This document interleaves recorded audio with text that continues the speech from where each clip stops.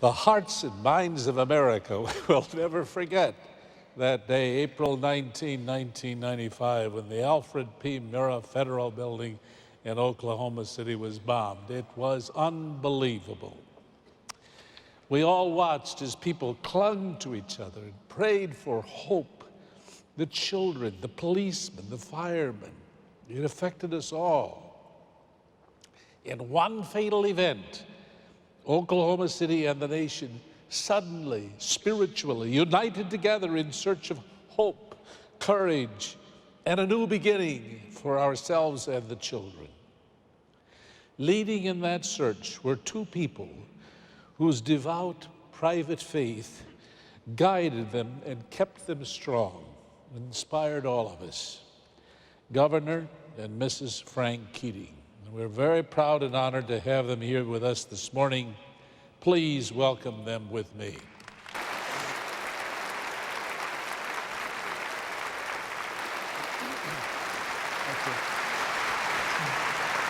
Thank you, Dr. Good morning. Good morning.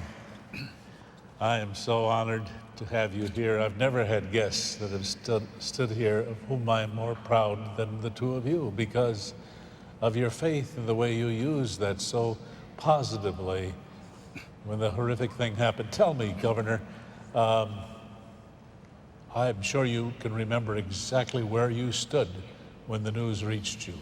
Well, that morning, Doctor, we had a community-wide prayer breakfast. The mayor's prayer breakfast in Oklahoma City is held once a year, and we all had dispersed from that event, had gone back to our offices, and within a few short minutes, I was at my desk and the whole building rumbled. And the state capitol building is quite a distance north of this bomb site.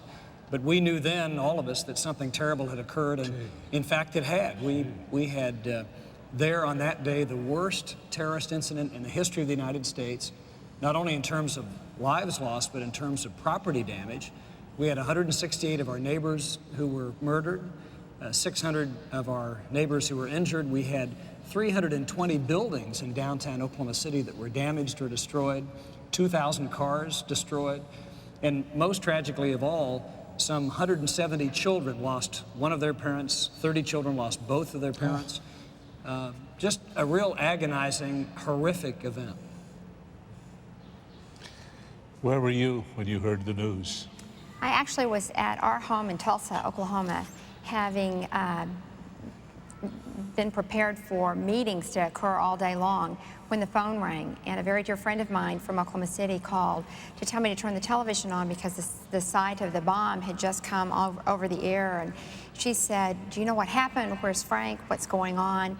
And within 30 minutes, it was up on every screen nationwide, kind of trying to let us know what was going on. No one really knew what was going on, but I'll certainly never forget the minute I turned that TV screen on and seeing that horrible, horrible sight of a bomb destroying a building, shattering people's lives, shattering dreams, and the loss of innocence of so many people. That video brings back really terrible memories, but again, out of that evil, good resulted. Out of that awful, awful tragedy, people from all over the United States came to help us. Matter of fact, here in California, we had firefighters and rescue workers from California. But repeatedly over the course of the last year, people come back to touch that place because it had such a profound spiritual impact on them. It grew their faith that out of evil, good could come. Out of doing good for people, you actually increase yourself. You don't diminish yourself. You can give and yet always be filled up. And that's really a lesson that a lot of people learned. And this anniversary, the 19th, we anticipate some 1,000 to 3,000 firefighters from all over America are coming back just to say thank you and then, of course, give us an opportunity to thank them. That's fantastic. Wow. Now, when did you get the idea of the special prayer service? When I heard that, I literally applauded. But what a woman of faith and courage. Well, the truth of the matter is, Dr. Schuler, that Frank was elected governor, and as governor, his role was pretty defined for him. But I was not elected First Lady. I just got to be First Lady because I was married to him, yet people were calling me all day long. That isn't lucking out, by the way. But people were calling me all day long saying, what can we do to help, and asking me to give them direction. And I was struggling with that same issue. What can I do to help? And it wasn't until about 10 o'clock at night when I was on the phone with a very dear friend that I brought it down to, if this happened to us in our own small family, the first thing we would do would be to turn to prayer and to have a prayer service to pray for all the families and the victims and to help us get through this horrific incident. And so at 10 o'clock, 5 of my very dearest friends came over to the governor's residence, and that night on Wednesday, April 19th, we started planning for the prayer service, which occurred the following Sunday, some 3.5 days later. The community, as a result of that awful incident, galvanized together not only to respond to the needs of rescue and recovery, but to respond to the human needs. And Kathy's putting together that memorial service, people coming together in a spiritual way, was an essential building block to the rebuilding of that community. It simply never would have happened. And I have many, many firefighters who come back tell me that never before in their lives have they seen such giving and caring and sharing. We had no looting at all. Here, a city of 1 million people, the greater Oklahoma City area, not one incident of looting. No looting. Did I hear about a bank that was damaged and the people left without picking up the money, and there was was there no looting there? Well, I really got some criticism. Kiddingly, I said to the chief of police on television, I said, you know, Chief, you're like the Maytag repairman. The phone never rang, because it's true. The crime rate collapsed in half, and there was no looting. There was a major bank in downtown Oklahoma City that when the bombing occurred, it was about 4 blocks north, and of course everybody emptied out. Everybody fled. All the cash drawers were open. All the countertops had money. It was just a working, large bank, 40-story building. Everybody left. When they came back to secure the property at 4 that afternoon, many hours later, not 1 cent had been taken, which is just really a remarkable statement of respect for other people's property and other people's lives.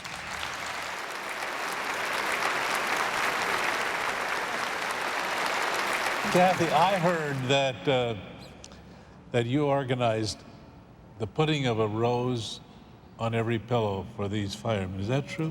It is true. The truth truly, but the credit truly goes to florists nationwide who responded to our request to have roses for each of the family members at the prayer service. We received an estimated 20,000 roses the first week, which really did allow us not only to give the roses to the firefighters, but to the family members, the victims in the hospital who had survived, all the volunteers. We had volunteers come at their own cost from all over the country wanting to help, more volunteers than we really knew what to do with. And so really the people of America provided us the forum for giving a rose to say thank you and our hearts are with you. We had a dinner for every one of the firefighters, the groups of firefighters as they left. We tried to have a meal with them. And there were firefighters from Fairfax County, Virginia, leaving. And as we finished having dinner with them, this one firefighter stood up and he said, "Do you know what this is, Governor?" He had a $1 bill in his hand. I said, "What is that?" And he said, "This is an Oklahoma dollar. Do you know what that is?" And I said, "No, I sure don't." He said, "This is the dollar I brought with me when I came here. It's the same dollar I'm leaving with. I never had to spend a nickel for anything. Wherever we went, not in our uniforms, to go in to have dinner somewhere, someone picked up the check, either the owner or someone else." And he said, "You know, it's really too bad that we can't learn that, small town America, big city America, that we have an obligation to one another. And to share and to care for one another is our human responsibility." That triggered a thought that when we talked about the faith that we all experienced, it was a faith that extended beyond the Christian community into the Jewish community, actually to so many other communities, religious communities as well. It was really a coming together. And For the Muslim community as well. The Muslim community as well. But when we were allocated $39 million for the rebuilding efforts by the federal government to help Oklahoma City structurally rebuild, churches, 4 churches who were badly damaged, who were near the Murrah building, were excluded because of separation of church and state, and they were not going to get any money from the federal government to rebuild. So the Oklahoma City Jewish community was the first group to step forward with a donation of $500,000 to help these Christian churches rebuild. Wow. Especially to replace Christian stained glass windows with the story of Christ from Jewish contributions. Wow. Oh.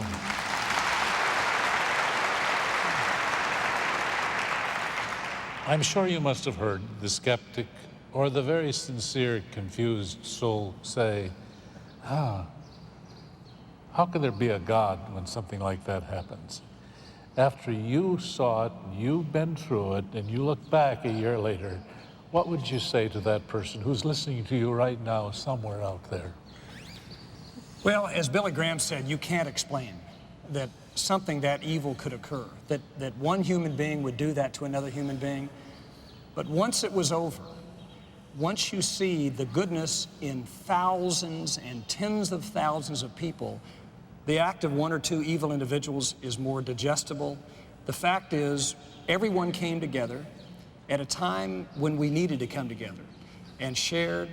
People with enormous moral courage as well as physical courage went into a building to extract the dead, went into the building. The firefighters who would uncover a body would let the Oklahoma City firefighters take them out because they were their neighbors. I mean, the spirituality of that is what the Bible talks about. That's the goodness of man. So those of us who went through that agony, who lost friends, can, not with ease, but certainly we can set aside the evil and say, yes, that was evil, but we believe that out of that evil good comes, and we saw it. And that was a growth, spiritual growth experience for everyone who touched that place. Well, what are your hopes for the future in that city? Well, we're rebuilding. It's awfully tough psychologically. I mean, the physical scars will be taken care of over time. Kathy and I are raising money to put all the children who lost one or both parents or who were badly injured through college of their choice. We raised about $6 million so far. $6 million? For that purpose. Wow. I'd like to share a story with you which really, I think, expresses my hope for the future, and it's a people's story. Clayton Hoskinson was a man who was assigned to secure the perimeter of the rescue and recovery efforts. And he really did not need to secure the perimeter because no one wanted to do anything wrong. Everybody who came to help, not to hurt. And more people came than we were able to use.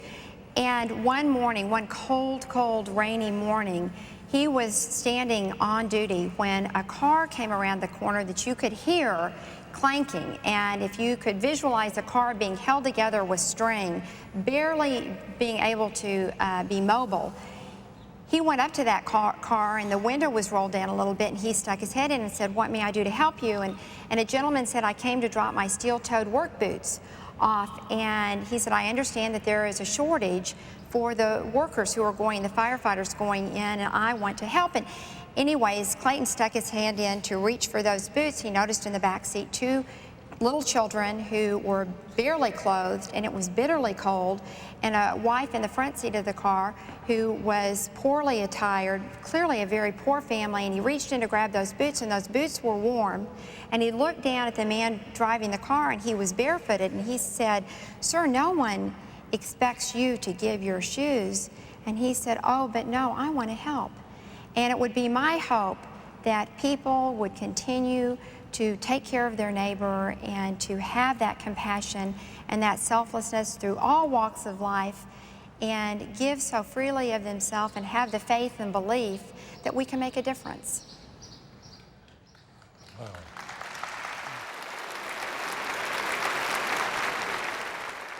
I want to thank you very much. And you know, your church can be so proud of you, and you're Roman Catholic, right? Mm-hmm. So you wouldn't make a very good priest because you're married. But you would make one great preacher, I'll tell you that. Thank you. And I'm glad that we have men of your spiritual character in office. I forgot to ask you what your party is. I don't know. I don't care. God loves you, so do I. Thank you, Doctor. Bye-bye. Thank you. Thank you.